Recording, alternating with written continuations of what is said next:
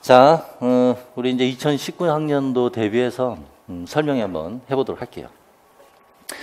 그래도 초면이니까 제 이름은 신범식이고요. 여기서 이제 전공 교육학과 전공 내용학 그리고 교육학 세 과목 중에 전공 내용학을 여러분들에게 가르칠 사람입니다. 자, 봅시다. 우선 기본적인 것부터 쭉 설명을 할게요. 자, 일단 중등 임용 시험이 무엇인가? 여기 화면 괜찮죠? 이거 확대를 좀 하고. 자, 중등 임용 시험 뭐 이렇게 읽으면 알고. 여러분 다 알죠? 대신 요거 한국사 이거 시험은 미리 빨리 따 놓도록 하세요. 어떤 학생들 같은 경우는 이거 챙기지 않아 가지고 나중에 챙기느라고 막 귀찮아 죽겠다고 막 이러던데. 올해 봤더니 2월, 5월, 8월, 10월인가 이렇게 4번 보는 것 같던데 미리 해두는 게 좋습니다. 마음 편하게.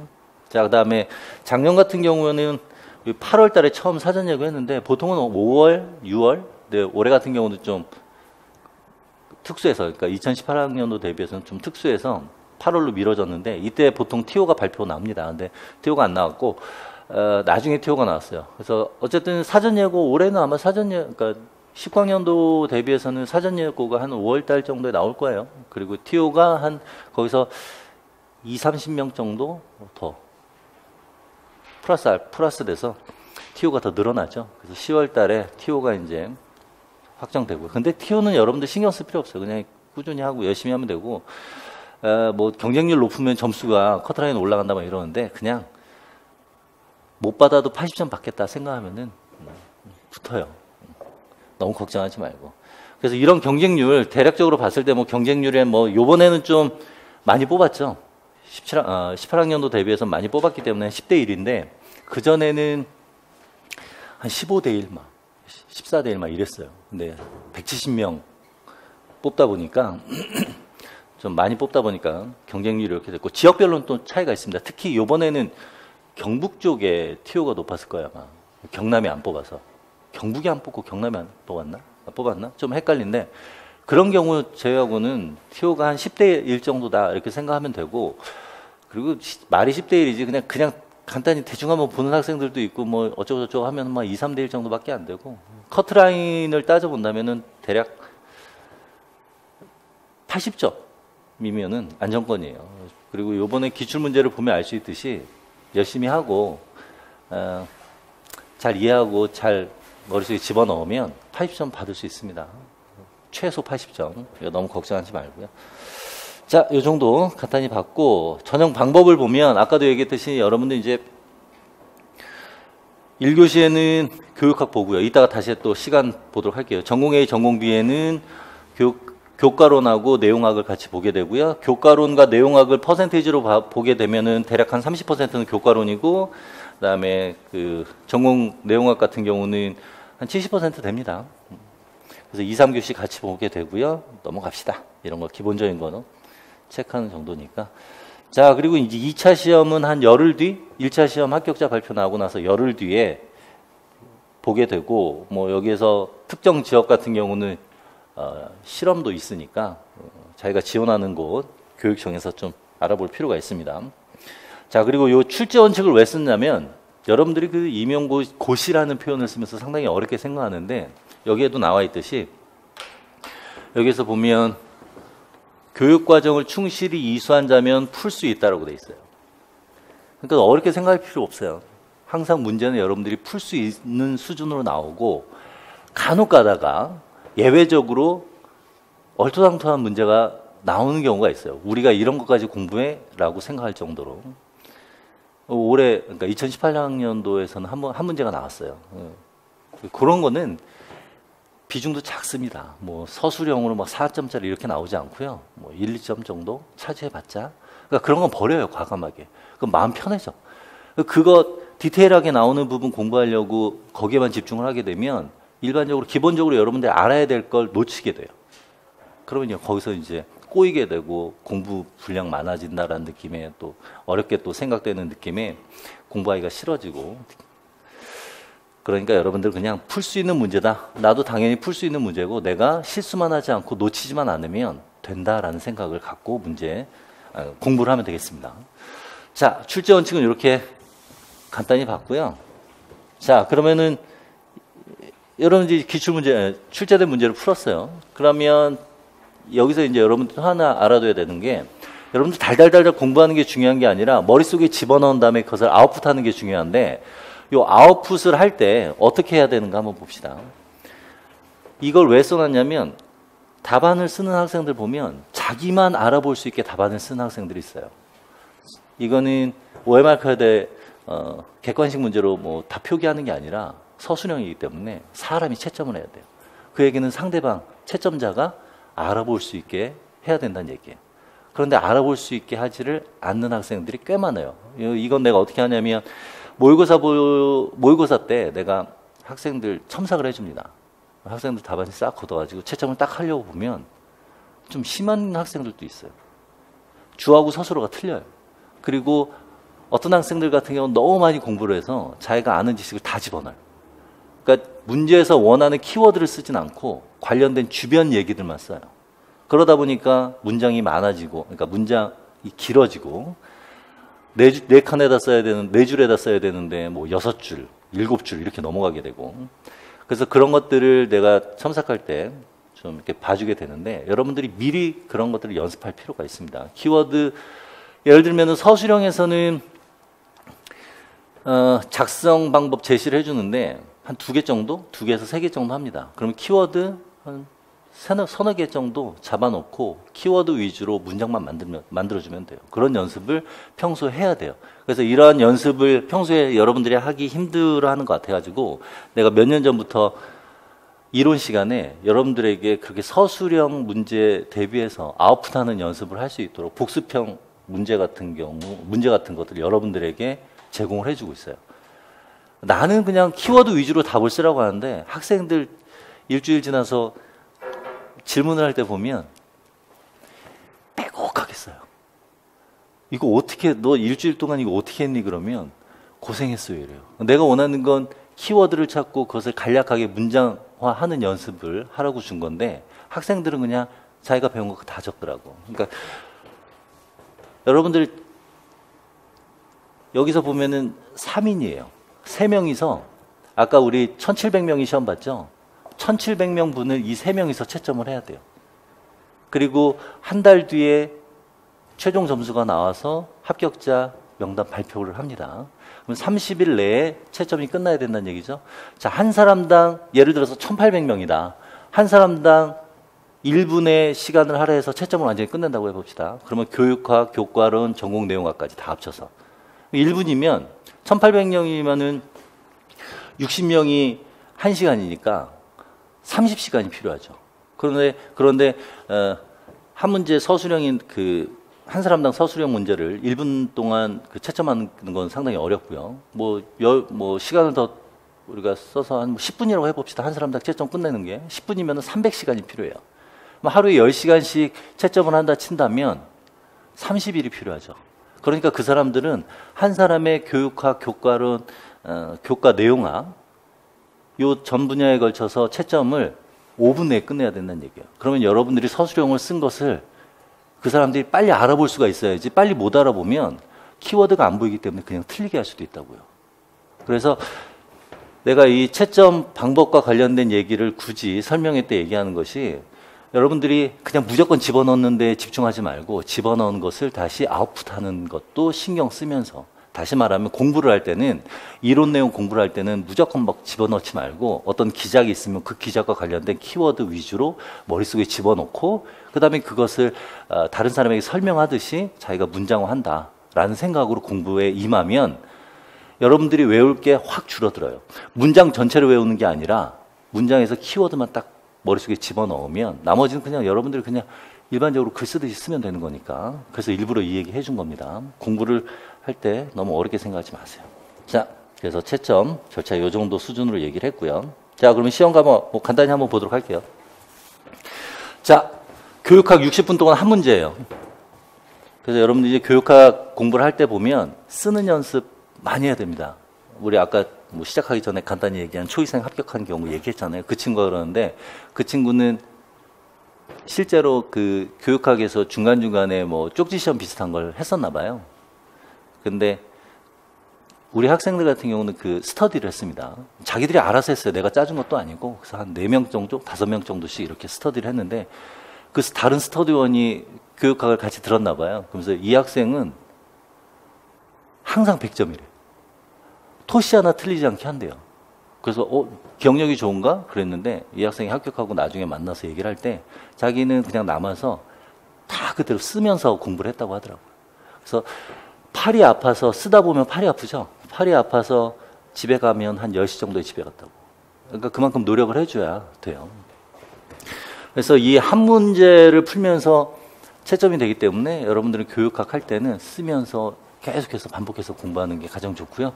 자, 그 다음에 2교시, 3교시 걸쳐서는 교육론과 교과 내용학이 있는데 지금 기입형이 8문제 2점짜리고요. 여기에서 한 문제만 교과론이고 7문제는 교과 내용학입니다. 제가 여러분들에게 가르치는 내용. 그리고 서술형 같은 경우도 한 문제가 기입형이 교과론이고 나머지 5문제는 서술형. 그 다음에 3교시에서 2문항이 교과론이고 3문항이 교과 내용학. 그리고 여기서 2문항 5점짜리 역시 교과 내용학에서 5점짜리 다 나오고요. 그 다음에 이제 논술형 같은 경우는 좀 변화가 생겼는데 초기에 서술형 문제에서는 교과 내용학에서만 논술형 문제가 나왔어요. 그런데 그 다음에는 교과론과 교과 내용학을 합쳐서 논술형 문제를 만들었어요. 그런데 이번 2018년도에서는 교과 내용학은 빼고 교과론에 관련된 논술형 문제만 나왔어요. 왜냐하면 교과 내용학을 10점짜리 논술형을 만들기에는 상당히 부담이 있어요. 그러다 보니까 좀 빼는 추세예요. 서술형. 그러니까 여러분들이 공부할 때는 10점짜리 전체 긴 내용 기자기에 대해서 다 알아야 된다는 생각보다는 여기 그 서술형 한 4줄 정도 만드는 답안을 작성할 수 있게끔 어떤 특정한 키워드 위주로 공부를 하는 게 좋아요. 이해됐죠? 그래서 논술형 너무 신경 쓰지 말고요. 그냥 4줄짜리 문제들에 대해서 대비해서 공부한다. 이렇게 생각하면 됩니다. 자, 그리고 간단히 보면은 이제 기입형 보면요. 완성형이라서 가로 넣기에 집어넣으면 되고요. 문장 형태예요. 그러니까 키워드 한 문장에 키워드 하나 또는 2개. 그래서 한 문장 만들면 되고 보통 한 3문장 정도 하면은 4줄 됩니다. 뭐 한 문장 여러분들이 뭐 키워드 위주로 어떻게 4줄을 채워라고 생각할 수가 있는데 실질적으로 주어 놓고 뭐 부사 같은 거 놓고 서술어 놓고 이러다 보면 한 문장이 한 줄 넘어가는 게 쉬워요. 그러다 보니까 이제 그 머릿속에 정리가 안 된 사람들은 5줄, 6줄을 막 쓰게 되고 그러다 보니까 키워드가 안 보이고 채점하는 입장에서 안 보이게 되면 일부러가 아니라 안 보이니까 그냥 틀리게. 그래서 여러분들이 알고 있는 것을 충분히 채점자에게 전달할 수 있도록 평소에 연습할 수 있게 제 수업을 만약에 듣게 된다면 제가 여러분들에게 제공하는 복습형 문제, 서술형 문제 그거는 꼭 풀면서 연습하면 도움이 될 겁니다. 평소에 공부도 그렇게 하는 게 좋고요. 자, 그래서 답안지를 보면 초시생 같은 경우 잘 모를까 봐 보여주는 건데요. 이렇게 기입형 문제 이렇게 있으면요. 뭐 A, 뭐 25%, 뭐 이런 식으로 딱딱 쓰면 돼요. 이게 이제 기입형이고요. 서술형은 요 4줄에다가 쓰면 돼요. 그래서 서술형 같은 경우는 이렇게. 그래서 요 4줄에다만 쓰면 돼요. 근데 어떤 학생들 같은 경우는 키워드를 여기다 쓰는 학생도 있어요. 안 보이지. 딴소리 막 해놓고. 그리고 어떤 날 공부를 많이 했는데 정리가 안 된 학생들 같은 경우는 여기 줄을 이렇게 그어요. 이렇게. 그래 놓고 여기다가 이렇게 쓰고 여기다 쓰고 여기다 쓰고 여기다 쓰고 글씨가 작아지죠. 그러니까 안 보여요. 그래서 여러분들은 최대한 4줄에 쓰도록 항상 어떤 기작 그러면 그 기작과 관련된 키워드, 어떤 소제목 그러면 그 소제목과 관련돼서 나온 키워드 위주로 생각하고 이해를 하면 그 키워드 위주로 문장 만드는 게 쉽습니다. 자, 그리고 여기도 이게 3교시 때 답안지 이렇게 돼 있고요. 뭐 5점짜리 2개 있고요. 그 다음에 여기 7번까지 서술형이고요. 이제 8번이 논술형이고요. 그래서 8번은 논술형 한 뭐 12줄 정도 쓰면 됩니다. 이렇게 답안 작성하는 거예요. 나중에 이제 모의고사 할 때 연습하니까 그때 보면 되고. 자, 그 다음에 실제로 그러면은 교과 내용학에서 무슨 내용을 하는지 간단히 보면요. 교육론 같은 경우는 여기 위쪽이고 교과 내용학은 아래쪽. 많죠. 복잡하죠.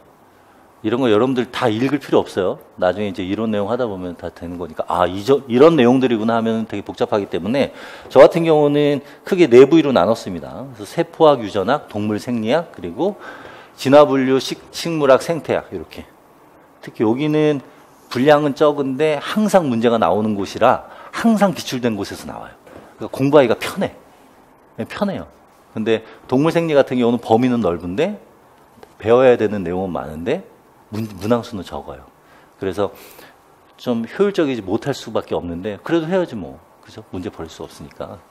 자, 이렇게 크게 나눴을 때 보면은 세포학하고 유전학이 합쳐서 50% 정도 됩니다. 그러니까 예를 들면 세포학의 그 출제 빈도가 낮은 해에는 유전학의 출제 빈도가 높고, 그래서 대략적으로 위에 두 파트 50%, 아래 두 파트 50%를 맞춰줬어요.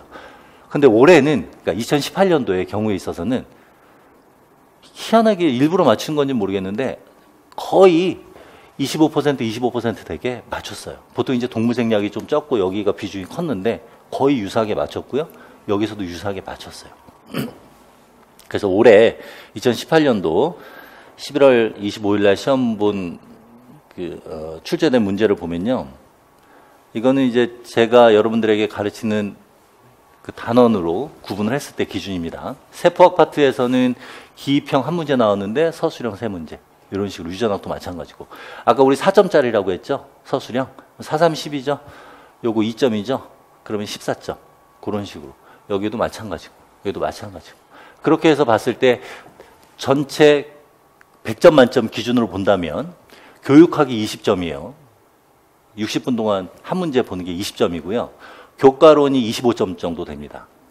그리고 그러니까 80점, 나머지 80점에서 25점, 24점이 교과론이고, 그리고 나머지 55에서 56점이 교과 내용학. 제가 여러분들하고 같이 배워나가야 될 부분. 2018년도 같은 경우는 교과론이 24점 정도 처리가 됐고, 교과 내용학이 56점. 이거는 매 거의 이 수치가 유지가 되고 있어요. 그러니까 이 56점 기준으로 봤을 때 거의 유사하게 1대1의 비율로 나왔어요, 이번에. 그러니까 여러분들이 공부할 때도 그냥 어느 한 파트를 버린다라는 생각하지 말고 골고루 해야 되고, 특히 이제 동물생략은 조금 힘들 거예요. 양이 많기 때문에. 근데 뭐 재미는 있어요. 동물생략이. 이해가 또 뭐 분자 수준에서 하는 것보다는 또 좀 더 이해가 쉬울 테니까 약간 지칠 수도 있는데 조금만 참으면 요 파트 무난하게 넘어갈 수 있습니다. 그래서 이렇게 보니까 이제 전체적으로 나올 수가 있다. 이렇게 보면 돼요. 됐죠? 자, 우리가 이제 지금까지 보면은 시험이 무엇인지, 그리고 시험 여러분들이 봐야 되는 그 시험이 어떻게 행해지는지 1, 2, 3교시 기준으로 봤고요. 어떤 것들을 문제로 나오는지 각 교시마다 이렇게 봤고요. 비중까지 다 봤습니다. 자, 이제는 문제 경향에 대해서 볼 텐데요. 몇 가지 특징적인 것을 예를 들어서 여러분들에게 설명하려고 기출 문제를 여러분들에게 제시를 하고 있어요. 자, 기입형 같은 경우는 뭐 특별히 어려울 거 없습니다. 근데 특징이 뭐가 있냐면, 그동안 임용 시험이 꽤 오랫동안 진행됐기 때문에 나오는 부분, 그 나오던 영역이 계속 나와요. 나올 수밖에 없죠. 그러다 보니까 학생들이 잘 풀어. 그러면 출제하는 사람 입장에서는 학생들 그 퍼센티지를 골고루 상위권, 하위권 이렇게 나눠야 되는데 다 잘 봐버리면 안 되죠. 그러니까 학생들 틀리게끔 유도를 하는 문제를 내고 있어요. 어떤 문제냐면, 자, 2016학년도 문제 한번 봅시다. 2016년 대비. 보통 우리가 이 기작과 관련돼서는 이게 이제 발기와 관련된 기작이에요. 그 혈관 이완과 관련된 거. 보통 이제 혈관의 이완과 수축, 일반적인 혈관 같은 경우는 이 교감신경에서 조절합니다. 그런데 이제 하체 쪽, 발기 쪽과 관련돼서는 부교감신경이 예외적으로 또 관여하는 기작이 있어요. 그러니까 여러분들이 공부할 때는 일반적인 거 공부하고 예외적인 게 좀 어느 정도 중요도가 있다 그러면 그거는 반드시 알아야겠죠. 이거는 기출이 몇 번 됐어요. 주로 어디에서 됐냐면 이런 것들. 이러한 이완과 관련된 요 파트, 이런 것들. 요 파트에서만 주로 기출이 됐는데 2016학년도 대비해서 문제가 나왔을 때는 요 부분이 나왔어요. 이게 뭐냐면 산화질소가 나오는데 전구체가 무엇이냐예요. 학생들 같은 경우는 요거에만 신경 쓰다 보면 요거를 놓칠 수가 있어요. 분명히 공부할 땐 봤는데 여기에만 신경 쓰고 이런 기본적인 거 놓치게 되다 보니까 생각이 안 나는 거지. 그래서 실수로 틀리게끔 유도하는 이런 문제들이 있습니다. 이게 이제 아르기닌인데, 이런 그림은 흔한 그림이에요. 기출도 했었고. 근데 이런 건 놓치게끔 유도를 하는. 그래서 저런 실수만 하지 않으면 공부할 때 이해하면서 차근차근 약간 범위를 살짝만 넓혀서 공부를 하면 이런 거 실수 안 하고 풀면 충분히 80, 90점은 맞아요. 근데 실수를 하다 보니까 내가 이제 80, 90점이라고 표현을 하는 건 왜 그러냐면 56점, 100점 만점에 56점이 전공 내용학이잖아요. 전공 내용학 56점에서 10점 정도 틀린다고 생각해 보세요. 그럼 나머지 44점에서 넉넉히 또 10점이 틀린다고 해보면 그럼 80점이잖아요. 그러니까 여러분들 공부할 때는 물론 100점 만점을 목표로 공부를 해야 되지만 100점 만점 안 받아도 상관없다라는 마인드로 편하게 공부하라고요. 어려운 문제 나오면은 1, 2점밖에 차지하지 않으니까 그냥 버리고 디테일한 거 이런 거 내가 모르는데 어떻게 하지 이런 거 신경 쓰지 말고 그냥 기출 위주로 하고 여러분들에게 가르치는 내용 충실하게 하면 돼요. 특히 기본에 충실해야 돼요. 이 얘기 계속 하는 이유가 여러분 이제 나중에 스터디를 하게 되면 뭐 여기 있는 학생들끼리 스터디 할 수도 있고 다른 그룹에 또 학생하고 스터디를 할 텐데 꼭 그 중에 한두 명 꼭 그런 사람도 있어요. 남들이 모르는 거 있죠. 그런 문제를 끄집어내가지고 풀어봐 이래요. 백지 스터디 같은 거 하잖아요. 못 풀잖아요. 그럼 의기양양 이런 거야. 문제 거의 안 나오는 그런. 그러면은 여러분들 입장에서는 그런 거 보면 나 저런 거 모르는데 나 모르니까 떨어지는 거 아니야? 그냥 그런 문제도 있나 보다 하고 그냥 신경 쓰지 마세요. 알겠죠? 나중에 이제 우리가 기출 분석하다 보면 기출 문제가 어디에서 다 나오는지 보게 되니까 너무 신경 쓰지 말고요. 대신 공부를 할 때는 이런 것들 안 놓치게. 이런 특징이 있습니다. 자, 여기서도 한번 볼까요? 오른쪽도 보면 이게 원액에서 그람 음성세균, 그람 양성세균의 특징을 보여주는 세포벽 파트인데 우리 여기서 보면 이제 뭐 그람 양성균이 외막이 있냐, 그람 음성균이 외막이 있냐 이런 거 보고요. LPS는 어디에 있느냐, 여기에 해당하는 세균은 어떤 거냐 이런 것만 주로 위주로 보는데 여기서 어떤 게 나왔냐면 요 펩티도글리칸을 구성하는 단량체가 무엇이냐를 물어봤어요. 이런 문제 안 나왔었어요. 근데 이런 거 다 배워요. 근데 학생들이 그냥 무시를 하는 거죠. 기출 안 됐는데 뭐 이러면서. 원래 이제 그 고분자 파트를 배울 때 보면 고분자 파트에서 주로 출제되는 부분은 단백질입니다. 탄수화물은 거의 안 나왔어요. 그런데 이런 식으로 문제를 냈어요. 그러니까 원액 얘기하면서. 그러니까 이런 것도 두 가지 단량체 그런 거 다 배우니까 그런 기본적인 것들 그거 다 일반 생물학책에 다 나와요. 그럼 기본적인 것들만 체크를 잘 하면 충분히 점수가 잘 나와요. 근데 이제 기본적인 거 무시하고 디테일한 거 어려운 내용들만 공부하다 보면 공부를 했는데도 이런 내용들이 생각이 안 나니까 성적이 제대로 안 나올 수밖에 없어요. 알겠죠? 항상 기본에 충실하면 됩니다. 자, 이렇게 해서 여러분들이 좀 공부를 할 때는 약간 범위를 조금만 더 넓혀서 확실하게 공부할 필요가 있다라는 거고 2018학년도에서도 이런 형태의 문제가 또 나왔어요. 그게 이제 서술형으로 문제가 나왔어요. 서술형 전체가 아니라 작성 방법 제시하는 것 중에 한 파트 키워드 하나만 알고 있으면 되고 근데 그 키워드 몰라도 전체 4점에서 뭐 3점은 가져갈 수 있어요. 뭐 키워드 안 써도 뭐 3점은 줄 테니까. 그러니까 너무 그렇게 어렵게 생각하지 말고 이렇게 실수로 조금씩 틀리는 문제를 좀 줄인다 이런 생각을 하고 공부에 충실해 하면 됩니다. 그리고 저런 것들은 계속해서 반복해서 보다 보면 외우지 않으려고 해도 외워질 수밖에 없으니까 너무 걱정하지 말고요. 자, 그리고 요 문제 2018학년도 대비 기입형 문제 또 하나 봅시다. 이게 또 내가 이제 그 모의고사 할 때 분석을 해줍니다. 어느 파트에서 언제 몇 년도에 기출이 됐었다 이런 거를 전체적으로 쫙 해주는데 2014년도에 문제 보면 기입형 문제 중에 요 방정식을 쓰라는 문제가 있었어요. 어이가 없죠. 방정식 쓰라는 그런 걸 우리가 왜 외워야 돼? 근데 냈어요. 그리고 그때 내 학생 중에 한 친구가 자기가 아는 교수님이 그 문제를 냈대요. 그러면서 이제 나중에 그 선생님이 하시는 그 교수님이 말씀하시는 게 점수 주려고 그 문제 냈다고. 학생들 같은 경우 방정식 같은 경우 신경 안 쓸 수 있잖아요. 내 생각에 점수 줬다기보다는 실수로 틀리게끔 유도한 것 같은데 그 문제가 나왔었거든요. 그 얘기를 했더니 애들이 웃었어요. 학생들이 웃었어요. 이번에 분석 얘기하면서 이게 또 나올까? 이러면서 했더니 피식 웃더라고. 너무 어이없는 문제였다라고 생각했나 봐요. 2014년도에 나왔던 거. 또 나왔어요. 그게. 여기서 보면 식을 쓰라고 또 나왔잖아요. 이게 2014년도에 나왔던 문제가 또 나온 거예요. 대신 거기에서는 일반적인 방정식을 쓰는 거고 여기에서는 약산과 약염기 위치를 요걸 가지고서 바꿔서 쓰는 거고.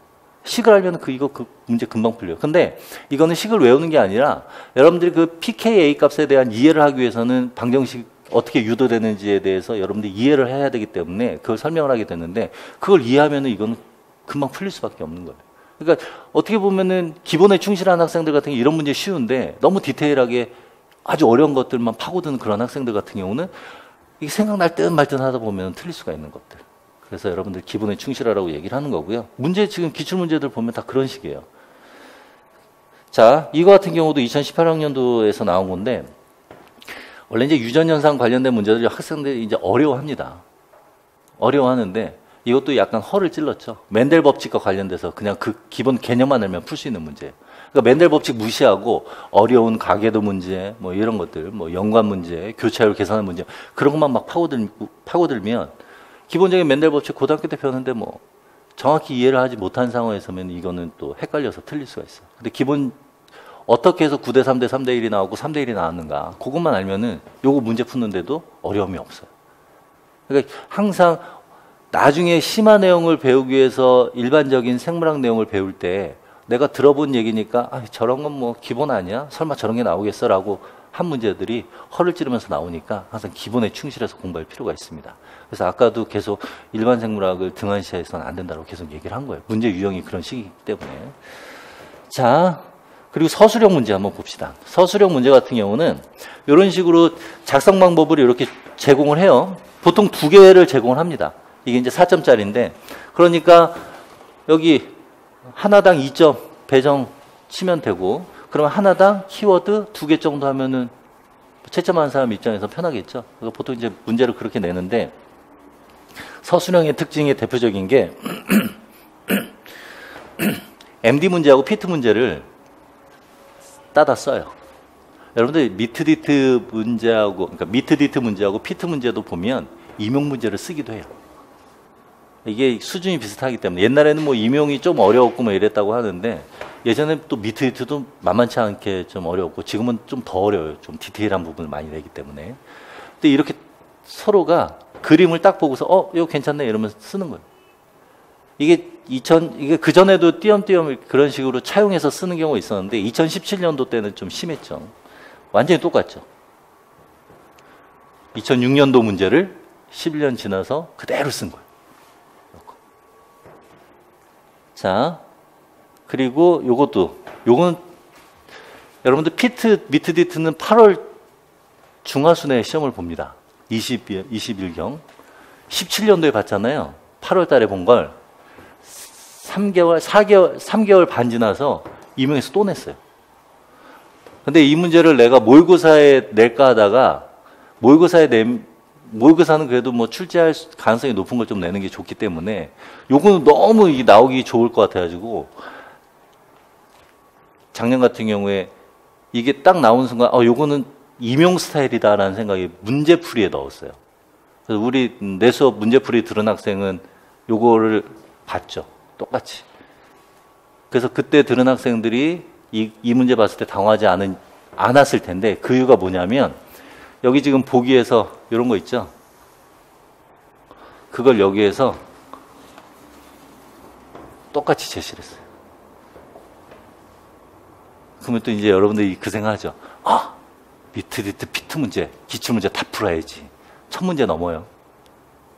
많아요. 그리고 문제가 이 추론 형태의 문제도 있고 또 임용 스타일이 아닌 것도 있기 때문에 그거 기출하다 보면 자세히 하다 보면 지쳐요.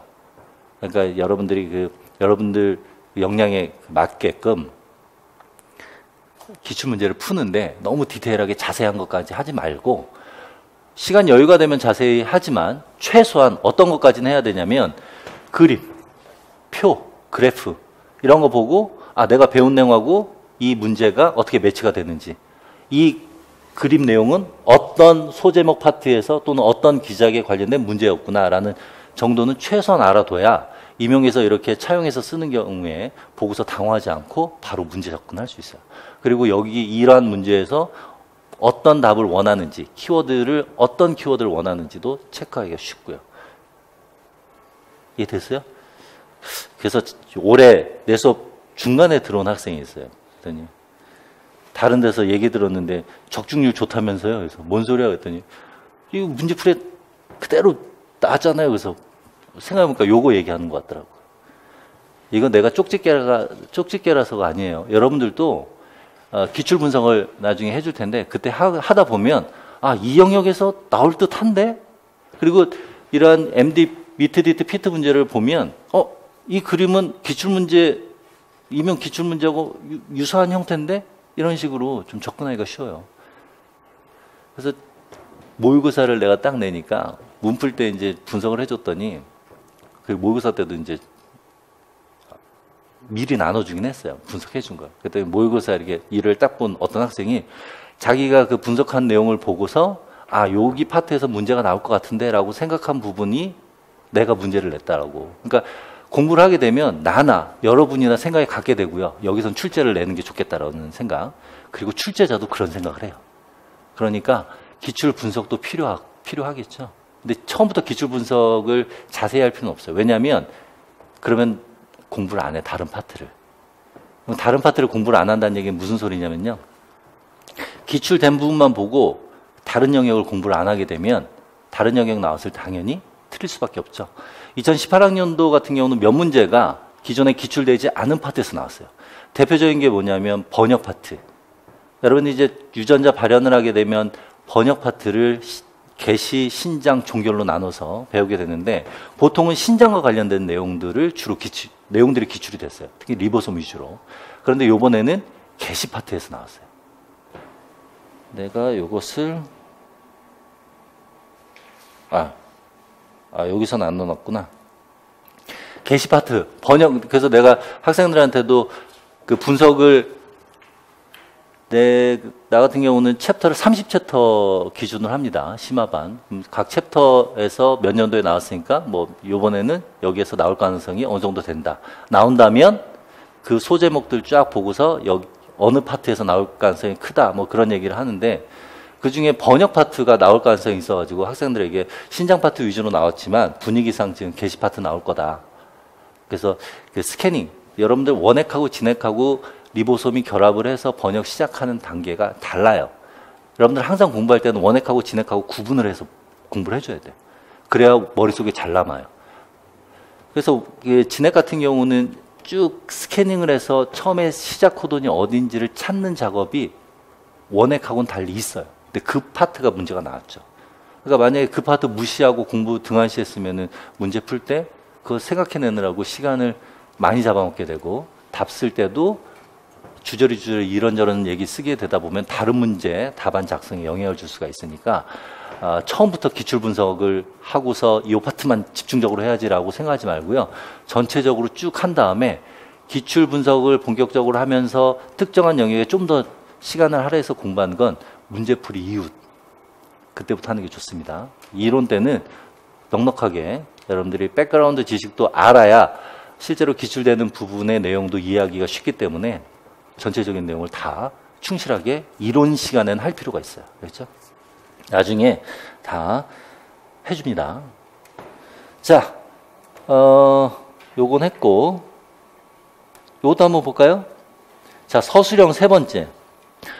특이한 게 예전에 비해서 이 세포 내에 그 소기관 관련된 문제들이 꾸준히 나오고 있어요. 올해 같은 경우도 세포 내 소기관 나올 파트가 너무 뻔한 얘기인데 나올까 이런 생각도 했는데 이런 식으로 나왔어요. 이게 이제 내막계를 통해서 단백질 합성되는 과정과 관련된 문제인데 이런 식으로 서술형 문제 나왔고요. 그리고 여기에서도 보면 여러분 그 내막계를 통해서 분비형이라든가 또 내막계에 관련된 소기관에 사용되는 단백질들은 이 당화라는 과정이 소포체와 골지체에서 일어납니다. 우리가 보통 당화 그러면 N당화냐 O당화냐. 그래서 N당화는 소포체, O당화는 골지체, 그리고 N당화에서는 아스파라긴이 사용된다. 이 정도 수준은 기본적으로 학생들이 짚고 넘어갑니다. 그런데 여기에서도 마찬가지로 여기에 당을 붙여주는 이 지질이 무엇이냐를 문제를 또 냈어요. 돌리콜인데. 이 그림도 흔합니다. 근데 학생들은 여기에만 신경 쓰고 O당화, N당화 그냥 넘어가죠. 이런 것들 그 전까지 안 다뤘던 그런 그 물질 종류들 있죠. 명칭들 그런 것들이 나올 수가 있으니까 어떤 그림이 있으면 그림에서 전체적으로 볼 필요가 있어요. 그리고 N당화, O당화는 너무 당연한 거기 때문에 그거를 계속해서 외울 필요 없죠. 한 번 외웠으니까. 문제풀이가 하거나 모의고사 때 자기가 표시해둔 부분에서 중요하다고 생각되는 표시해둔 부분에서 이거 너무 당연한 거니까 좀 시야를 넓혀서 요런 것까지 더 체크를 해볼 필요가 있겠죠. 근데 이런 거 뭐 1점 정도니까 뭐 굳이 생각 안 나면 쿨하게 이런 거 생각 안 날 수도 있지. 그러고 다른 문제 바로 열심히 풀면 돼요. 근데 생각나면 더 좋죠. 그래서 공부를 할 때는 그렇게 기본에 충실해야 된다. 문제들이 다 그런 식이기 때문에. 자, 논술형은 뭐 나올 가능성은 적지만 뭐 이게 교과론하고 내용학하고 합쳐졌을 때 문제가 어떻게 나오는지만 간단히 보도록 할게요. 뭐 이런 식이에요. 2018년도 대비해서는 뭐 생산자, 분해자, 소비자 여러분들 다 아는 내용이니까 그렇게 큰 의미 없죠. 그래서 이 논술형에서는 뭐 교과 내용학이 차지하는 비중이 거의 없다라고 표현을 했는데 2017년도 때 보면은 요 문항 요거를 문제에서 내고요. 그리고 여기에서도 보면 문항에 대한 모범 답안을 본론에 제시라는 표현이 됐어요. 그러니까 이거 문항 요거 설명하시오. 요거 자체가 마지막 요 작성 방법 하나예요. 이거 너무 간단하잖아요. 이것도 하도 기출돼가지고 여러분들이 언커플러야 하는 기능 이런 것도 다 배우게 돼요. 그거 기본적인 거예요. 그러니까 이런 논술형에 대해서 너무 두려워하지 말고요. 그냥 여러분들은 서술형에 대해서 대비하면서 공부를 한다라고 생각하면 됩니다. 자, 됐나요? 자, 이렇게 해서 여러분들이 이제 기출문제 위주로 봐서 뭐 문제 출제 경향이 문제가 어떻게 나오는지 알았으니까 좀 더 자신감을 갖고 공부할 때 키워드 위주로 잘 해주면 되고요. 이제 간단하게 그러면 1년 동안 여러분들이 이러한 문제에 대비해서 공부를 어떻게 하는 게 좋은가? 일반적으로 대부분의 선생님들, 대부분의 학원에서 강의들이 이런 순서를 갖게 됩니다. 기본적으로 이건 다 있어요. 기본 이론. 이거는 쉬운 내용만 배우는 게 아니라 전체적인 여러분들 생물학에 대한 내용을 머릿속에 체계화시키는 과정이다라고 생각하세요. 물론 여기에서도 문제가 나오죠. 그런데 이게 체계화된 상태에서 심화이론으로 넘어가야 심화이론이 훨씬 잘 이해가 돼요. 이 얘기를 하는 이유가 이 생물은 챕터마다 독립된 그 영역을 배우는 게 아닙니다. 이게 다 연결이 되어 있어요. 뒷부분에 있는 내용, 앞부분에 있는 내용이 서로 연결이 되어 있기 때문에 앞부분에 있는 내용을 공부할 때 뒷부분에 있는 기본 지식을 알고 있어야 이해가 돼요. 근데 이게 없다면 이해가 되기 어렵죠. 그래서 일반 생물학, 이건 이제 캠벨 기준인데요. 캠벨 책 그 생명과 시판 기준으로 뭐 9판 갖고 있는 사람들 굳이 시판 살 필요 없어요. 그 큰 차이 없으니까. 요 내용으로 배우고 나서 심화 내용 들어가면 훨씬 이해가 쉬워요. 그리고 일반 생물학을 뭐 길게 할 필요가 없다라고 생각해서 나 같은 경우는 2개월 내에 끝냅니다. 그리고 심화 내용을 좀 더 오랫동안 가져요.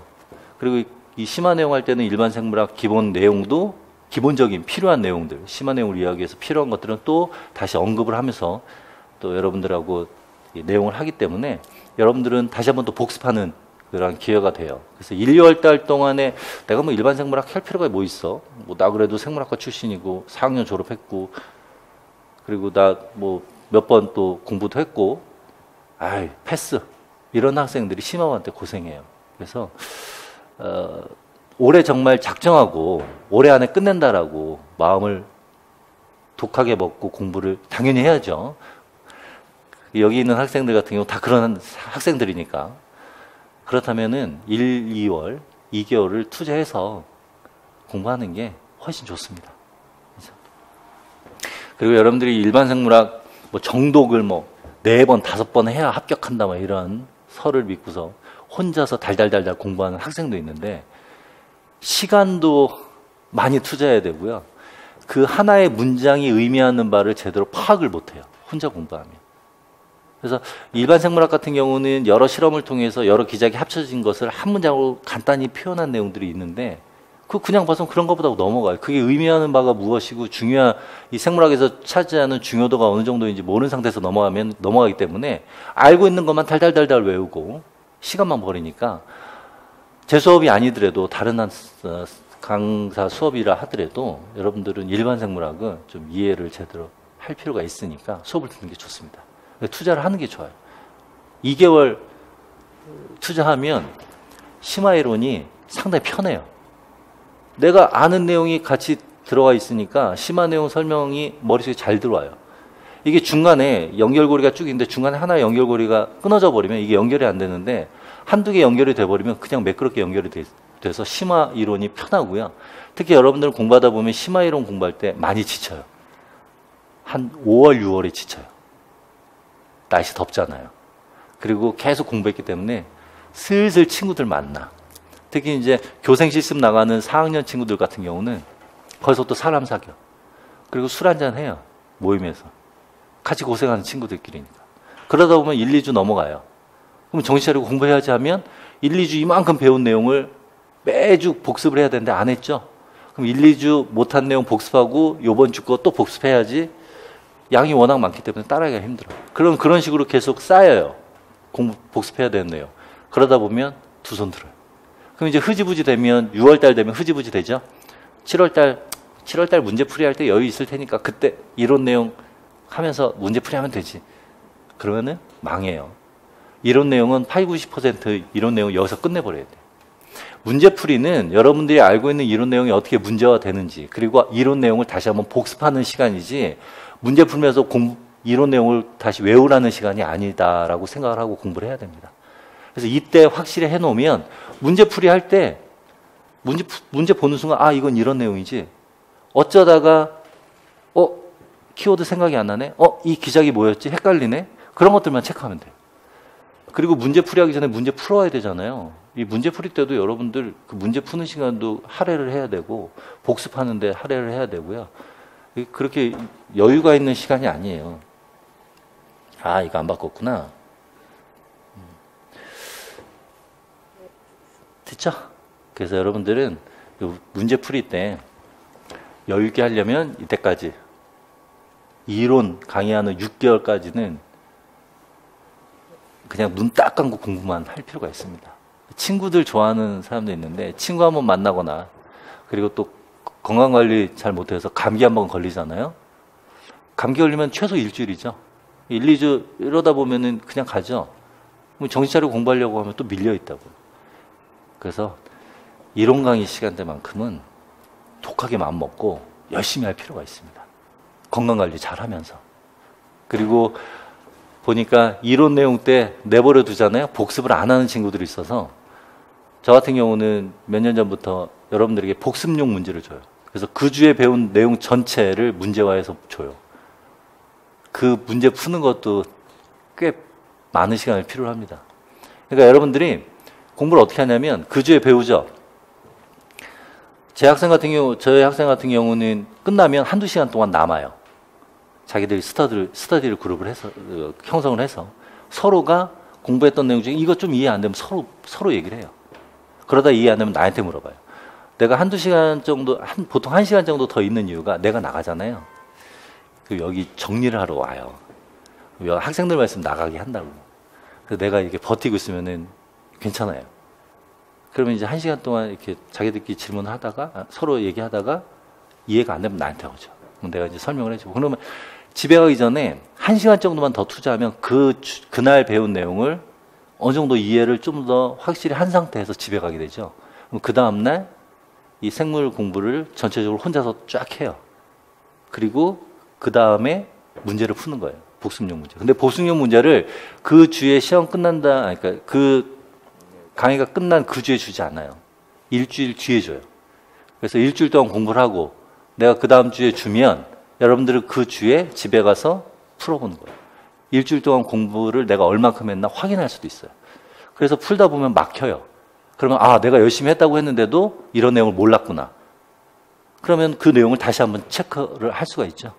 그래도 이해가 안 되면 나한테 물어보면 되고. 그러면 3번, 4번에 걸쳐서 이론 시간에 공부를 하게 돼요.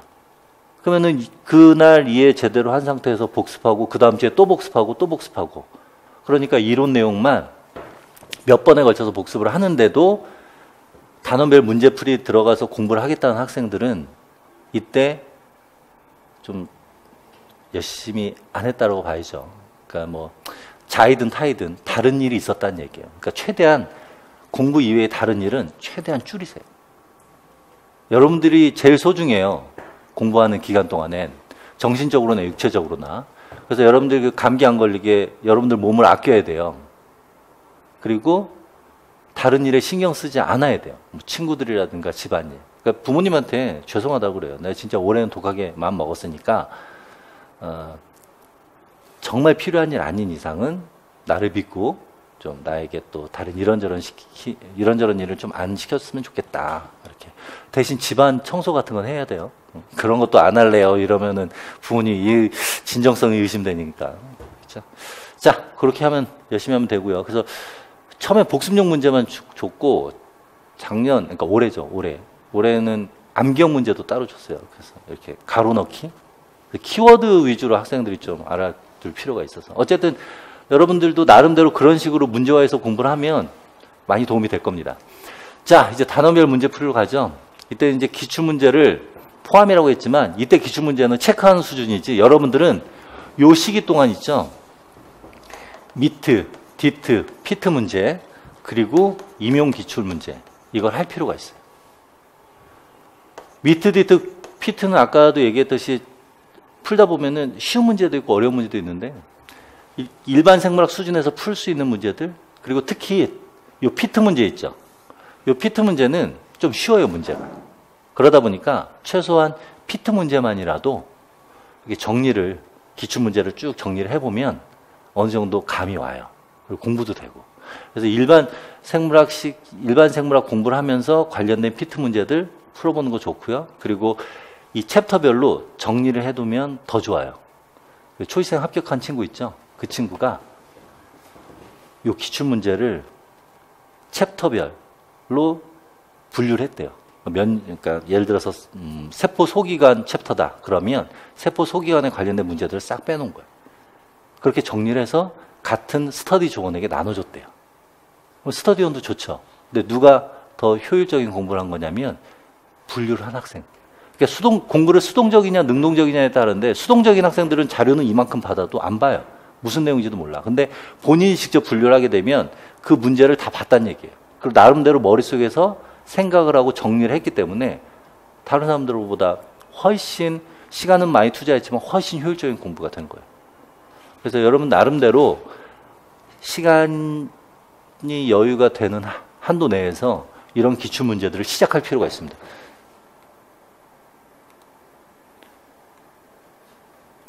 이거를 내가 잠깐만요.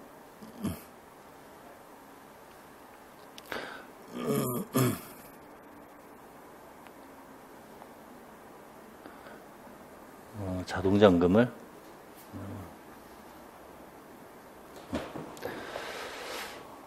됐죠? 이렇게. 그리고 이때 기출은 그냥 확인하는 정도? 요번엔 좀 바꿀까 생각하고요. 그리고 단어별 문제풀이는 챕터별로 관련된 이론 내용을 다시 한번 복습하는 기회를 가질 수 있게끔 단원별로 문제를 쫙 풀게 됩니다. 그러면은 그 이론 내용을 다시 한번 체크하고요. 또 그림 같은 거, 그래프 같은 거, 새로운 내용들 그런 거 가지고서 다시 한번 복습할 수 있는 기회가 되고요. 이거 되게 상당히 빠듯해요. 3개월이라고는 하지만 전체 내용을 다시 한번 복습하면서 문제도 풀고 기출 문제도 다루기 때문에 상당히 빠듯하긴 하죠. 어쨌든 이렇게 하면 이미 여기서는 여러분들이 이론 내용이 여기서 완전히 끝나야 돼요. 나머지 10%, 20%를 단원별 문제풀이에서 보완을 한 상태이기 때문에 완전히 끝내고 이때 모의고사 때는 아웃풋 하는 연습을 하는 겁니다. 그래서 이때는 내가 첨삭을 할 거예요. 일부 학생들은 첨삭한다고 하니까 안 주는 학생이 있어요. 내가 막 내놔 이러는데 뭐 여러 가지 이유로 안 주는 학생도 있긴 한데 웬만하면 나한테 줘요. 주는 게 그러니까 다른 분도 마찬가지, 다른 선생님들도 마찬가지지만 첨삭을 한다. 뭐 교육학이든 교과론이든 들여있는 게 나아요. 여러분들이 답안을 작성한 게 채점자 입장에서, 뭐 제3자 입장에서 이게 제대로 됐는지 안 됐는지 한번 체크해 볼 필요가 있어요. 그래서 이런 거 체크를 좀 하면 좀 다듬어지죠. 그리고 어떤 문제점이 있구나 나에게 그런 것도 조절할 수가 있고. 이 얘기를 왜 하냐면 첨삭을 그 전에 안 했는데 안 하니까 답안 작성을 얼렁뚱땅 대충 하는 학생들이 있어요. 그런데 첨삭을 하니까 그런 거 신경 쓰면서 하게 되고 실전처럼 하게 되고 그리고 첨삭을 하면서 상당히 도움이 많이 된대요. 학생들이.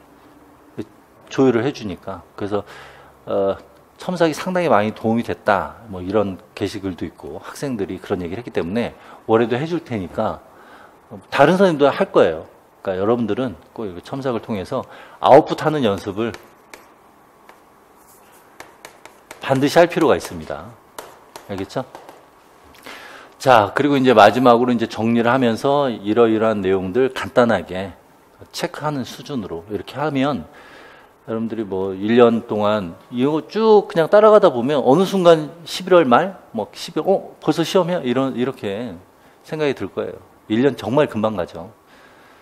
그리고 여러분들 이 정리할 때는 이미 당연히 끝났는데 여러분들 공부를 할 때 보면 요 단계별로 노트가 있을 거예요.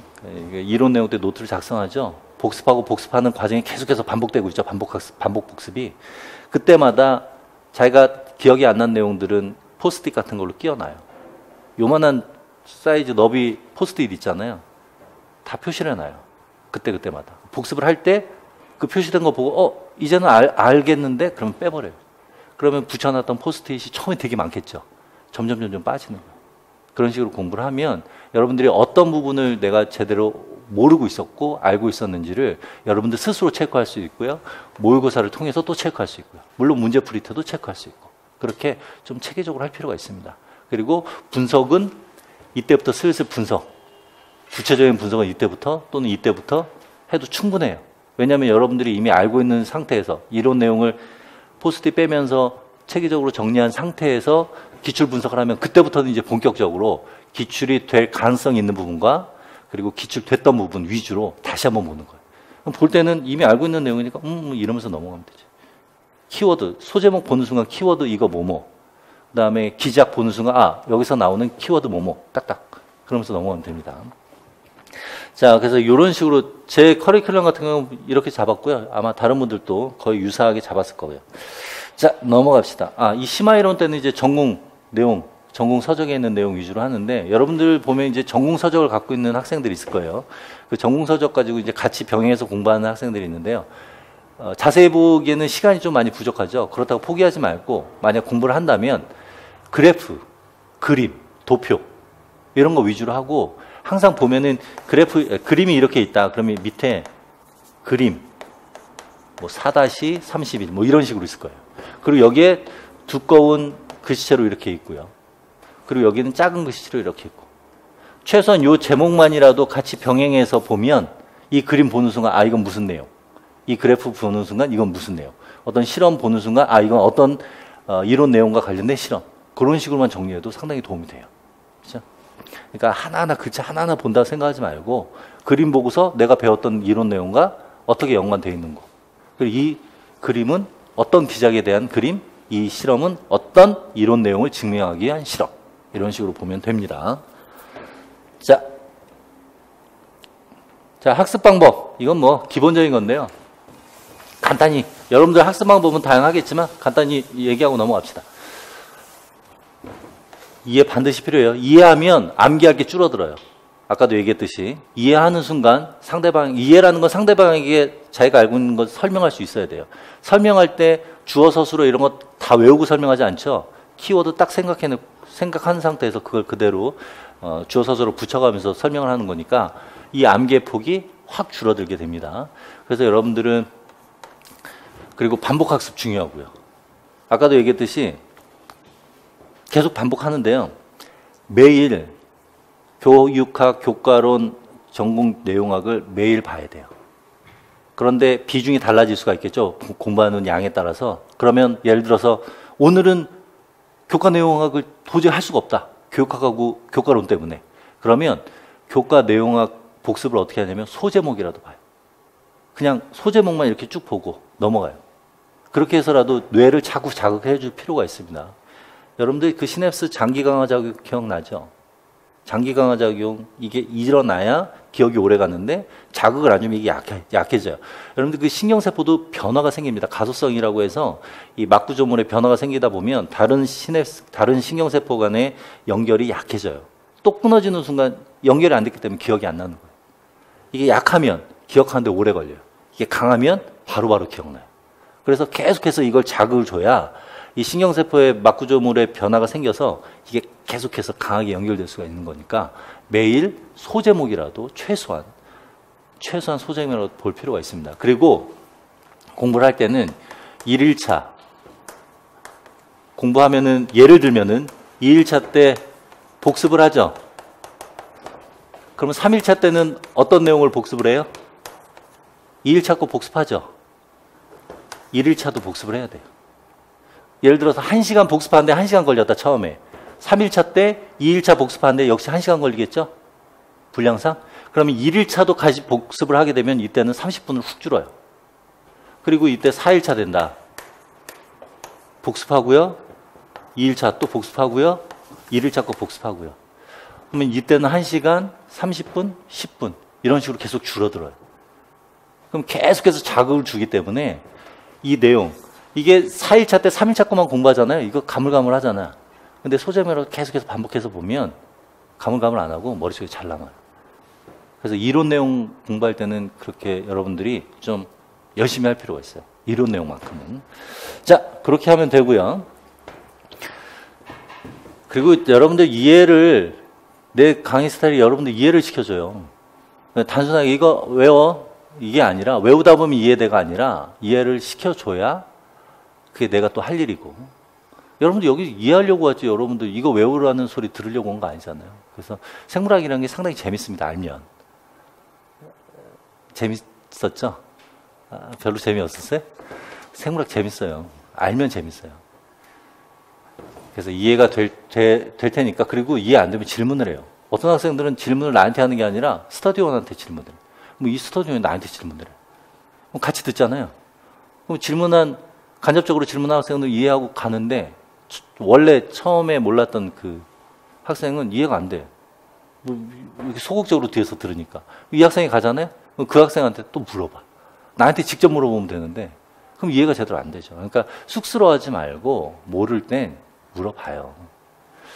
항상 그게 중요합니다. 자, 그 다음에 요 기본서 정독이라는 거 너무 자세히 달달달 할 필요는 없고요. 있으면은 한 번 정도 보는 게 좋아요. 왜냐면 내가 얘기한 게 100% 이해가 안 되면 기본서는 풀어져 있기 때문에 그 파트만 글로 읽으면 또 이해가 되니까. 그래서 일반 생물학 캠벨책 뭐 그 이해 안 되는 부분 위주로 좀 시간 여유 있으면 좀 더 포괄적으로 범위를 넓혀서 보는 것도 있고. 아까 전공서 참고할 때는 어떻게 한다고요? 그림, 도표, 그래프 위주로. 알겠죠? 처음부터 끝까지 다 봐야지 이러지 말고. 그게 머릿속에 다 남지도 않아요. 자, 그 다음에 요 자신만의 노트 정리는 왜 필요하다고 했냐면 아까 얘기했듯이 나중에 이거는 이론 공부할 때는 힘들어도 나중에 문제풀이 모의고사 넘어가면서 내가 어떤 부분을 모르는지를 체크하기가 상당히 좋아요. 서술형이 아니라 키워드 위주로, 그림 위주로, 표 위주로 딱딱 정리가 되어 있기 때문에 딱 보는 순간 무슨 내용인지가 머릿속에 들어와요. 그리고 빼면 되고. 그래서 내 강의 스타일은 보통 내 수업을 들은 학생들은 아예 그 노트 정리가 되기 때문에 이론 수업할 때는 좀 힘들죠. 수업 들으면서 노트 정리도 해야 되는 상황이기 때문에, 판서를 많이 했기 때문에. 지금 여러분들에게 판서하는 그 수고로움을 좀 덜어주려고 노력을 좀 생각을 여러 가지 하고 있는데, 재작년인가? 그때는 또 인강만 듣던 학생이 이제 모의고사 때 나를 처음 보더니 씩 웃더라고요. 왜 웃어요? 인강으로 1년 동안 들었다고. 아, 그래요? 처음 봐서 신기해서 웃는다고. 그런가 봐요. 인강으로만 보다가 실제 모습 보면은 그냥 희한한가 봐. 씩 웃더니 자기가 이 기본반부터 들었는데 필기 판서되어 있는 거 다 했는데요. 1000페이지가 넘네요. 이러더라고요. 내 생각에 1000페이지까지는 안 될 텐데 그 친구는 이제 좀 여유 있게 글씨를 쓴 것 같아요. 그리고 이제 추가적으로 넣었나 봐. 근데 웃더라고. 만족해하는 거 있잖아요. 뿌듯해하는 거. 그러니까 작성할 때는 물론 힘들었겠지만 나중에 그걸 문제풀이 모의고사 때 자기가 뭘 배웠는지 또 챕터별로 영역별 그리고 소제목별로 한눈에 알아볼 수 있으니까 도움된다고 좋아하고 그러더라고요. 그러니까 여러분들도 뭐 사람마다 스타일은 다르겠지만 이 노트 정리라는 거는 나중에 여러분들이 어떤 걸 모르고 어떤 걸 아는지 그걸 체크할 때도 좋고 한눈에 쭉쭉쭉쭉 넘어가면서 보기도 좋고, 이건 나중에 후반부에 빛을 발하는 작업이기 때문에 좀 귀찮더라도 해두는 게 좋습니다. 자, 그리고 단원별 소제목, 키워드 요거 위주로 복습할 때는 하고, 그리고 요 스터디 그룹은 여기저기서 할 수 있는데요. 하여튼 뭐 그 전에 학생들 아까도 얘기했듯이 뭐 4명, 5명 정도가 그룹을 이뤄서 남아서 1시간 정도 그날 배운 거 마무리 짓고 가다 보니까 상당히 효율적이에요. 이해를 어느 정도 한 상태에서 가니까. 이해 안 하고 가잖아요. 다 까먹어요, 또.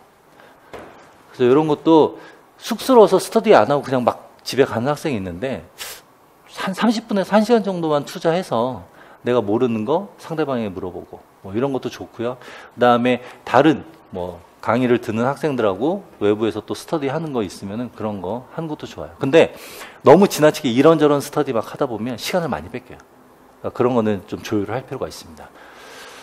자, 그리고 능동적으로 할 필요 있습니다. 아까도 얘기했듯이 적극적으로 공부할 필요가 있어요. 여러분들 여기 배우러 왔고요. 올해 안에 끝낸다라는 생각을 해야지. 올해 안 되면 내년 하지 뭐. 나는 2년 계획 잡았으니까, 3년 계획 잡았으니까 이러지 마요. 충분히 한 해만으로도 끝낼 수가 있으니까. 공부할 때 눈으로만 이렇게 대충 보지 말고 말도 하고. 아까 그 초기생 합격하는 학생 계속 썼다고 했죠. 이 쓰게 되면 손으로 공부하고 눈으로 공부하고 머릿속에 또 정리를 해야 돼요. 그리고 말을 하면서 공부하면 더 좋아요. 말을 하면 귀로 또 듣잖아요. 그래서 오감을 활용하면서 공부를 하는 게 상당히 효율적입니다. 알겠죠? 뭐 그런 식으로 기본적으로 이런 것들 참고하라고 학습 방법 얘기를 했고요. 제일 중요한 거는 이거예요. 이해하는 게 제일 중요합니다. 자, 그다음에 그런데 열심히 한다고 했는데 왜 잘 안 되느냐? 본인들이 잘 알아요. 본인들이 잘 알면서 부정을 하죠. 아까도 얘기했듯이 나는 생물학과 출신이고 4학년 졸업했고 작년에 또 간단히 한번 문제 풀어봤으니까 시험 봐봤으니까 일반 생물학 그런 거 쉬운 건 내가 들으면 안 되지. 시간 버리는 거야. 이러지 마요. 내가 일반 생물학을 전체적인 생물학 시스템을 이해하고 있다. 그러면 안 들어도 되지만 아니다 그러면 정말 올해 안에 끝낼 생각이라면 기본부터 착실하게 할 필요가 있다고 생각해요. 왜냐하면 항상 심화반부터 듣는 학생들이 후회를 하는 학생들이 대부분이었어요. 힘들어요. 따라오는 걸 힘들어요. 근데 기본반 학생들은 이러고 그럼 이제 물어보고 그러면서 이제 후회를 하는 학생들이 종종 있었기 때문에 자기 자신 수준, 자신의 수준을 좀 알 필요가 있고요. 그래서 수업을 듣고 그리고 또 하나는 코드 맞는 강사분 수업을 듣는 게 좋습니다. 자기하고 코드가 맞아야 강의가 재밌어요. 자기가 코드 안 맞으면 재미가 없어요. 근데 그걸 여러분들이 뭐 한 번 딱 보고서 알 수는 없겠죠.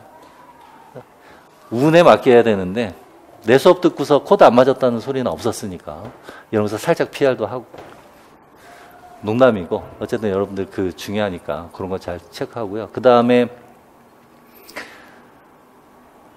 여러분들이 공부할 때 가장 나에게 문제가 있는 그러니까 내가 공부하는데 방해가 되는 건 무엇인가를 빨리 캐치를 하세요. 어떤 친구는 참 성격 좋은 친구 그래서 친구들이 많아. 친구들한테 양해 구하세요. 친구들이 자꾸 전화해요. 누구 생일이다. 뭐 만나자. 아니 잠깐만 시간 내. 거절을 못하는 친구들이 있어요. 그럼 안 돼요. 그런 거 거절하고 그리고 나는 야행성이다. 그래서 밤 새벽에까지 공부하고 아침에 늦게 일어난다. 이거 습관 버려야 돼요. 왜냐하면 여러분들 시험은 8시에 보죠. 8시였죠? 9시인가? 9시였죠? 그럼 몇 시간 전에 일어나야 되냐면 2-3시간 전에 일어나야 돼요. 그래야 2-3시간 후에 일어난 다음에 2-3시간 후에 뇌가 활발하게 움직이니까 활성이 잘 최적화됐을 때 시험을 봐야 하잖아요. 그러니까 8시에 일어나도 안 돼요. 6시, 7시 사이에 일어나는 연습을 미리 해야 돼요. 어쩔 수가 없어요. 여러분이 맞춰야지 뭐. 그리고 합격한 다음에 다시 야행성으로 돌아가면 되니까 지금부터 연습을 하도록 하세요. 내가 문제가 뭔지 그리고 실제로 12시 넘어가면 효율성이 떨어지니까 12시 전에 자는 방향으로. 그러면 6시간, 7시간은 자야 돼요. 그래야 효율적인 낮에 공부를 할 수가 있으니까. 그런 이런저런 것들, 자기 자신, 내가 공부할 때 방해되는 것이 무엇인가 이거를 체크할 필요가 있고요. 계획을 잘 짜세요. 그럼 계획대로 하기 위해서 어쩔 수 없이 공부를 합니다. 예를 들면은 나 오늘 10시간 공부해야지 이러지 말고요.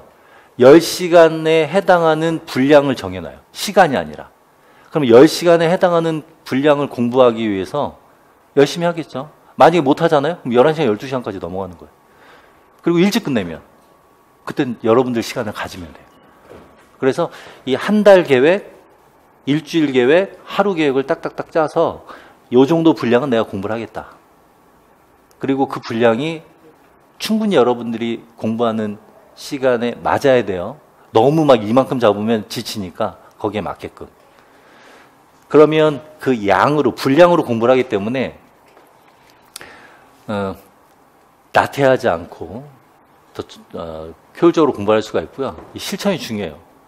하루 그냥 놓치면 끝나요. 이 하루 놓치잖아요. 여기 엘리베이터에 그런 문구 있어요. 지금 걷기 싫어서 쉬면 내일은 뛰어야 된다는 문구가 있어요. 오늘 안 걷잖아요. 그럼 내가 내일 오늘 안 걸은 만큼 가기 위해서는 뛰어야 된다고요. 그러니까 오늘 좀 편하자고 미루면 그 다음날 더 많이 해야 되고, 예를 들어서 오늘 10시간 할 걸 못했다. 그럼 내일 20시간 못 하잖아요. 12시간을 해야 5일 지나야 따라잡을 수가 있으니까 여러분들 하루 쉬면 상당히 타격이 있습니다. 그러니까 정말 특별한 일 아니면 쉬지 마요. 그리고 그러다 보면 1년 금방 가요. 금방 가니까. 그리고 올해 안에 끝내야지. 내년에 또 하면 안 되잖아요. 올해 안에 끝내서 내년에는 푹 쉬세요. 합격한 친구들 보면은 뭐 너무 시간 여유가 많아서 뭘 해야 될지 모르겠다. 뭐 이렇게 하소연하는 친구들이, 하소연인지 자랑인지 모르겠지만 그런 친구들도 있으니까 내년에 여기저기 여행 가겠다. 대신 올해 열심히 해서 뭐 내년 놀 걸 미리 저축한다. 이렇게 생각하고서 열심히 하면 됩니다. 끈기 있게 하세요. 끈기 있는 학생, 그러니까 끈기가 있으면 상관없는데 끈기 없으면 오기라도 있어야 돼요.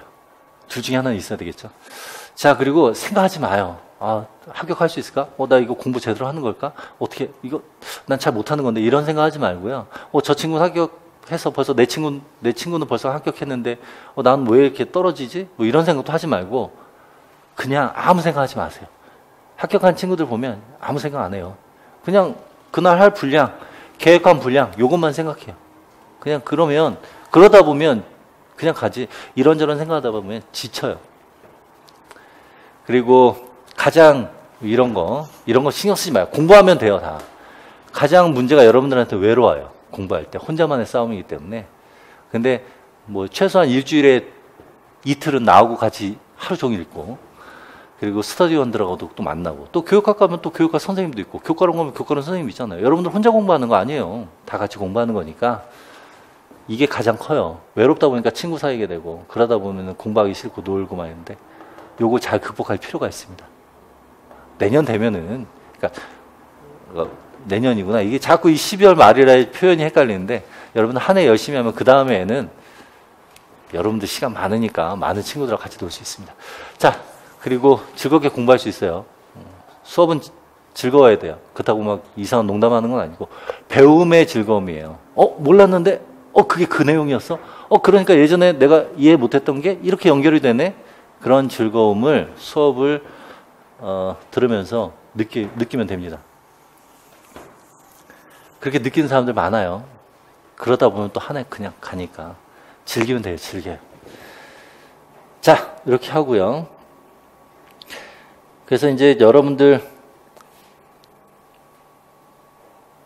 여기 이제 추가적으로 이렇게 여러분들 공부할 수 있게 실패를 하지 않게끔 내가 하는 건 그래도 내 강의 스타일을 간단하게 적으면 이해 위주로 합니다. 그러다 보면 자연히 암기가 되고요. 이 암기를 하기 위해서 내가 어떤 걸 하냐고 했냐면 복습형 문제, 복습용 문제 있고요. 그리고 암기형 문제 있고요. 이건 이제 기본반에서 다루고, 심화반에서는 암기용 문제보다는 복습용 문제는 당연히 나가고, 여기에 또 추가로 테스트 문제가 있습니다. 이건 이제 MD 피트 문제 가지고서, 관련성 있는 문제 가지고서 한번 풀어보게끔 한 10문제 정도 주면 그 전주에 배운 거 그 다음 주에 와서 한번 보는 거예요. 그러니까 일주일 동안 여러분들이 공부했는지 안 했는지는 이렇게 보면 알아요. 그러니까 내 눈치 봐서라도 하게끔 하려고 일부러. 예전에는 여러분들 자율성에 맡겼더니 안 하는 학생들이 많아가지고 이렇게 하면은 억지로라도 하더라고요. 그렇다고 내가 뭐 검사하는 건 아니고 그냥 나눠줘요. 나눠주면 알아서 하고 모르면 물어보고 테스트 문제도 내가 답 주고 그냥 여러분들이 풀어보고 아 내가 이 정도 수준이구나 이렇게 하고 체크하고 넘어갑니다. 그러니까 계속해서 내가 여러분들 어떻게 보면은 채찍과 당근을 주는 셈인데 예전에는 당근만 줬더니 먹고 그냥 자더라고. 그래서 채찍을 살살 툭툭 쳐주니까 학생들이 좀 힘들죠. 이런 게 없으면은 남는 시간 막 노는 시간도 있을 텐데 이런 게 있으니까 하게 되더라고. 근데 하면서도 뿌듯해요. 내가 했다는 게 문제 답 쓴 거에 나와 있으니까 이런 것 좀 체크 잘할 필요가 있습니다. 자, 그래서 마지막으로 생물학이라는 것이 무엇인지 여러분들 개념만 잡고요. 넘어가도록 할게요. 여러분들 생물학은요. 이 생물은 정말 복잡합니다. 물리적인 거, 화학적인 거, 생물학적인 거 다 알아야 돼요. 그러다 보니까 원자 수준부터. 근데 보통 이제 원자 하면은 여러분들은 이온이고요. 이온은 상당히 우리 몸에서 생리학적으로 중요하기 때문에 이온 수준에서 이제 주로 보게 되고 하지만은 기본적으로 이제 분자 수준부터 본격적으로 다르죠. 분자는 고분자. 그래서 고분자 단백질, 지방, 단백질, 지질, 탄수화물, 핵산, 이걸 알아야 얘네들로 구성된 세포 소기관이 이해가 되고요. 세포 소기관을 알아야 세포의 기능에 대해서 알게 되고요. 그래서 세포까지가 세포학이에요. 그러니까 세포 소기관까지가. 자, 유전학은 무엇이냐? 그 세포마다 기능이 다른데 그 세포가 특정한 기능을 하게끔 유전자 발현이 일어나죠. 그래서 단백질, 핵산, 그러니까 그 단백질이 만들어지거나 또는 RNA 같은 것들이 만들어지는데 그 과정을 보는 것이 유전학이에요. 그러니까 여기까지가 유전학이다 생각하면 돼요. 그리고 이렇게 세포가 조직을 형성하게 되고 이건 동물의 경우에 있어서 기관, 개, 식물의 경우에서는 조직계인데 개체 수준까지가 동물 생리학. 그래서 세 영역이 끝나고요. 나머지 문제가 집중적으로 적은 부위에서, 적은 양의 부위에서 집중적으로 나오는 게 식물 생리학, 생태 물류 진화, 이렇게. 그래서 이게 1, 이게 2, 50%, 그 다음에 3, 4, 이렇게 해서 50%. 이 내용을 전반적으로 다룹니다. 생태 같은 경우는 이제 생물 집단, 무생물 집단까지 이렇게 보면 되고요. 자, 그래서 뭐, 이건 그냥 그림으로 간단히 보면, 자, 세포 수준. 자, 요 세포 수준으로 보는 게 여기가 이제 세포학이고요. 요 세포 내에서 무슨 일이 일어나서 어떤 세포 집단은 근육이 되고 신경이 되고 이렇게 되느냐 이런 걸 보는 것이 유전학이고요. 차별적 발현이 일어나는 과정을 이해하기 위해서 유전학을 하는 것이고 자, 그 다음에 개체 내에 있는 기관계를 다루는 것이 동물생리학. 그래서 동물생리학은 기관계 하나하나 다 다루게 됩니다. 실제로 우리 몸은 입이 있고 뚫려 있어요. 뻥 뚫려 있어요. 그래서 실제로 이 위, 소장, 대장은 외부에 노출되어 있는 거예요. 그리고 여기 항문 같은 경우는 배설계가 아니라 소화계고 그런 의미에서 그렇게 구분을 해서 전체적으로 보면 되고요. 그리고 이러한 각 기관계는 조절을 받아야 되기 때문에 조절 시스템 이런 것도 신경계, 내분비계 다 보게 되고 자, 이렇게 해서 세 영역이 끝나는 거고요. 특히 이제 동물 생리에서 반드시 문제가 나오는 것이 발생 파트입니다. 그리고 이제 생식 파트도 생식 파트도 이제 슬슬 나올 때가 됐어요. 예전에 2차 시험에서 나왔었는데 요 생식하고 발생. 그래서 하나의 이러한 수정란이 개체가 되는 요 과정을 발생. 이건 무조건 문제가 나와요. 여기까지가 이제 동물생리학 파트로 나눈다면 뭐 이제 생태학 파트에서는 하나의 개체, 뭐 예를 들어서 사람 하나가 있다. 그럼 사람과 사람이 상호관계하고 이 사람과 사람 같은 종을 묶어서 개체군. 그리고 개와 개를 묶어서 개체군. 그리고 개와 사람 모든 종을 합쳐서 군집. 그래서 생태계에는 이러한 생물 군집과 무생물적 요소. 그래서 이게 전체적으로 생태학이고요. 이러한 상호작용을 보는 게 생태학이고요. 그리고 이러한 개와 사람이 어떻게 처음에 원시 생물로부터 분리가 되는가. 이것이 이제 진화. 그리고 지금 현재 있는 사람, 개, 뭐 고양이 이렇게 나눈 것이 분류학. 이렇게 보면 되고요. 그 다음에 이제 식물생리학. 이렇게 보게 됩니다. 그러니까 여러분들이 이게 다예요. 생물학. 그러니까 순서대로 공부를 하면 특히 이렇게 순서대로 공부하면 된다라고 생각하고 그 다음에는 차근차근 하나하나 이해해 가면서 생물학에 대해서 뭐 좀 파악을 하면 됩니다. 그러면은 재밌어요, 생물이. 생물은 재밌어요. 그리고 올해 안에 끝낼 수 있고. 충분해요. 문제, 기출되는 문제들 보면 뻔하니까. 아이고, 얘기를 많이 한다고, 빨리빨리 한다고 했는데, 시간이 많이 지체됐죠? 좀 지치겠네. 자, 오늘은 뭐 여기까지 여러분들에게 필요한, 임용 시험에 대한 기본적인 뭐, 내용이랑 출제 경향, 어떻게 출제되니까 어떤 식으로 공부하는 정도, 그리고 전체 커리큘럼, 그리고 공부하는 방식, 뭐 실패하지 않기 위해서 어떤 것들을 해야 되는가 이렇게 전반적으로 봤고요. 마지막으로 이렇게 생물학에 대한 기본 개념 간단하게 얘기했습니다. 자, 늦은 시간까지 좀 고생을 했고 여러분들하고 또 나하고 만날지 안 만날지 모르겠지만 하나는 중요한 게 이 임용시험이라는 건 1년에 끝낼 수 있을 정도의 시험이에요. 이게 사식, 뭐 행정고시 이런 거 아니잖아요. 임용시험은 출제 처음 앞부분에서 얘기했던